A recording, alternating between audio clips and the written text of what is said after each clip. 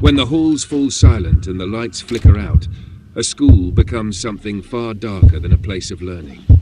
These are the moments when whispered rumors turn real, and every locked door hides a heartbeat. Tonight, we step into 3 true lockdowns that were never meant to be remembered. It started as just another sleepy Friday afternoon, until the loudspeaker crackled and everything we thought we knew about safety shattered. What came next still haunts us. It was a typical dragging day in AP Calculus, Friday 8th period, which meant the week was limping toward its end and spring break was practically peeking around the corner. Everyone was jittery, tapping pencils, packing their bags a little too early. We all knew we didn't have a quiz like half the other classes did, so our teacher, Mr. Corbin, a tall, soft-spoken guy who dressed like he lived in flannels, decided midway through the lesson to ditch derivatives and pull up some quizzes on Sporkle. He was relaxed like that. We were halfway through a Guess the Vintage Logos game, and I remember the exact second everything shifted. My friend Milo had just whispered an answer, Reebok, not Adidas this time, and Mr. Corbin laughed quietly as he typed it in. Then the loudspeaker crackled so violently it made a few of us jump. The dean's voice, usually calm to the point of boredom, came through trembling and thin. Attention staff, this is not a drill.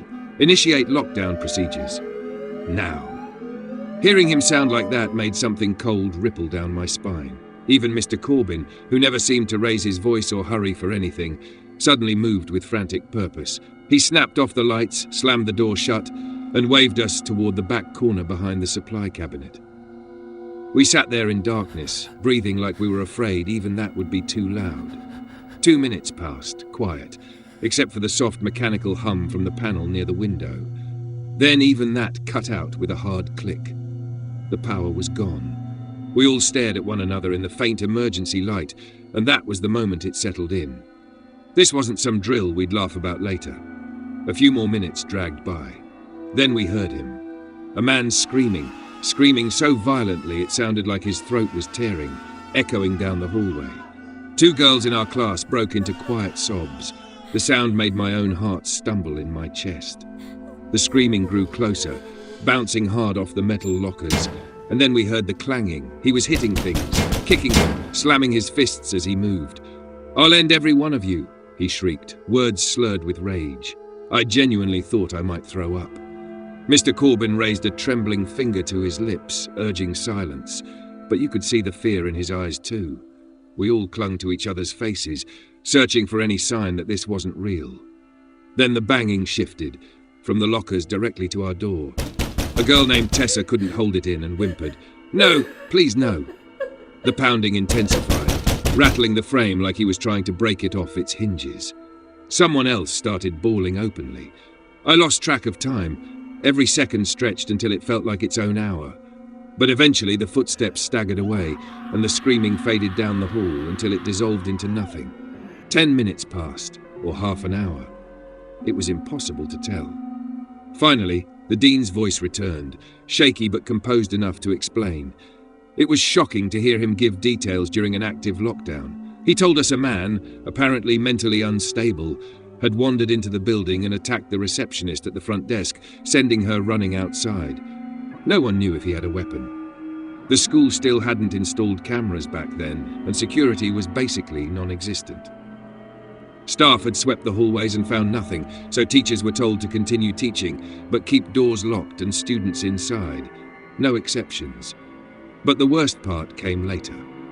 One of the night janitors reportedly discovered the intruder asleep in a storage closet at the far end of the school. According to rumors that spread faster than wildfire the next day, the man had a .44 Magnum tucked partially out of his jacket pocket.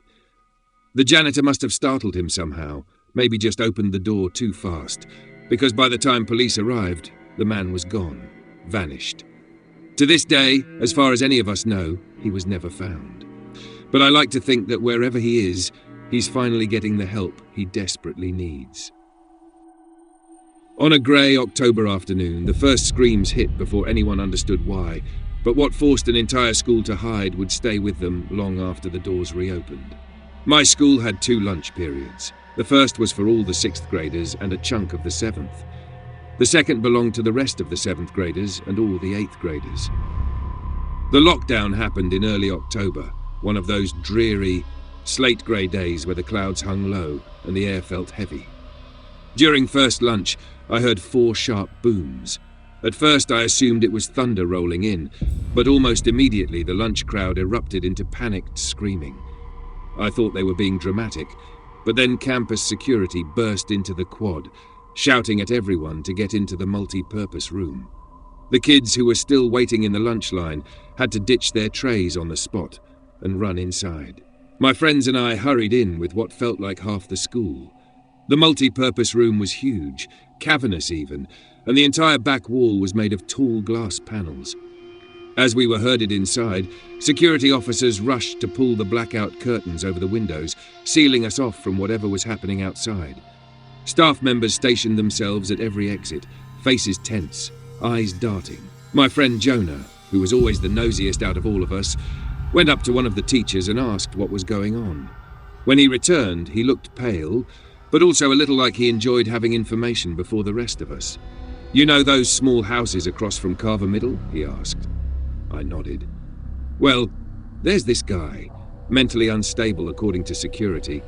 He barricaded himself inside his house and is threatening to kill himself and take out any cops who show up to evict him. They said he's been wandering near the school and staring at kids in a really creepy way." A few people around us stiffened. Jonah lowered his voice further. "And apparently he's a registered sex offender." Security recognized him. That part hit harder than the thunder or screams. We ended up stuck in the multi-purpose room for almost an hour, long enough to swallow 2 class periods whole. No one dared to sneak toward the windows, and even whispering felt dangerous. Eventually, staff began escorting us back to our classrooms in small groups, checking each hallway before moving us along. Later that week, I found out the man actually lived next door to my friend Bree. She told me something that made my skin crawl. The previous Halloween, she'd seen the same man at his window, dragging a blade across his arm and using the blood to write on the glass, "Don't come here or I'll kill you." Everyone, including her, had assumed it was just some twisted holiday decoration. But after what happened that day, we all knew better. The man was deeply disturbed, and we were all grateful he never managed to get near us. I thought returning to my old school would mean familiar faces and quiet work, until the day the basement door opened and I realized I wasn't alone down there. I'm 22 now, barely out of college, and I recently landed a job at my old high school, working as a sort of tech assistant tucked away in the basement. The basement was the same as I remembered, cluttered, dusty, stacked with abandoned equipment from the early 2000s. But hidden in the mess was a small 3-person office that felt like a completely different world. It had 3 big modern desks, 2 little stainless steel mini fridges, a flat screen mounted on the wall, and, best of all, ice-cold air conditioning. The rest of the school sweltered, but down here it was always just cool enough to make you forget you weren't supposed to enjoy it. And of course, the servers and tangled cabling for all the real work lived down in the shadows behind us. I got the job partly because 3 of my old computer science teachers genuinely liked me. Real friendships, the kind that didn't end when I graduated. They quietly pulled strings to get me hired, something I'll always be grateful for. Everything was great until a few weeks ago. My 2 co-workers, Nolan and Greg, weren't around that afternoon. They'd gone upstairs to deal with paperwork or teacher requests. I was alone, halfway through a turkey sandwich during my lunch break, when my phone lit up with a call from the front office. One of the secretaries told me the school was going into lockdown. Someone possibly armed had entered the building. There wasn't much I could do. The office down here didn't have a proper door, just a wide opening, and the basement entry door didn't even have a working lock. For my own safety, I shut off every light I could reach, including my monitor. I texted both Nolan and Greg, asking what was happening, but neither replied. So I sat there in the dark, phone screen dimmed, playing some mindless game while waiting for word that things were clear. 20 minutes passed. I couldn't hear a thing from upstairs. The basement was too insulated, so I was trapped in silence, not allowed to call anyone until the all-clear message came. Then the basement door creaked open. The sound echoed through the whole space, bouncing off concrete and pipes before spreading into my office. I jerked upright in my seat, suddenly unsure whether to call out to Nolan or Greg. I wanted answers. Badly. Heavy footsteps came clattering down the stairs, quick, uneven, approaching the office. I shoved my chair back and crawled underneath my desk, my heart punching the inside of my ribs. Someone entered the office but didn't turn on the lights.